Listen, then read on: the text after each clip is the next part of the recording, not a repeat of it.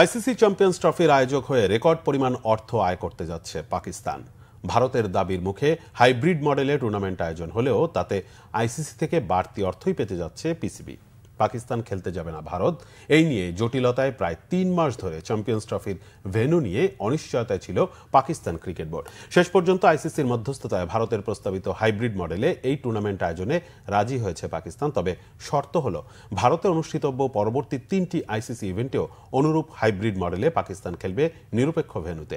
২০২৫ champions ট্রফিতে ভারত ফাইনালে উঠলে দুবাইয়ে রোহিত শর্মারা ৫টি ম্যাচ খেলবে।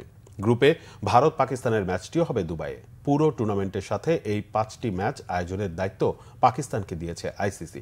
এছাড়া পাকিস্তানের যেন আর্থিক ক্ষতি না হয় সেজন্য পিসিবিকে বড় অঙ্কের আর্থিক ক্ষতিপূরণও দিচ্ছে আইসিসি, যদিও এই অর্থের পরিমাণ এখনও জানা যায়নি। এছাড়াও দুবাইয়ে ৫ ম্যাচের টিকিট বিক্রির অর্ধেক অর্থও পাকিস্তান পাবে। দুবাই ক্রিকেট স্টেডিয়ামে আসন সংখ্যা ২৫,০০০-এর বেশি, তাই টিকিট বিক্রি থেকে বড় অঙ্কের অর্থই যাবে পিসিবির কোষাগারে। সব মিলিয়ে চ্যাম্পিয়ন্স ট্রফি আয়োজনে অনেক পানি ঘোলা হলেও এখন পাকিস্তান ক্রিকেট বোর্ডের তহবিল ফুলে ফেপে উঠবে বলাই যায়।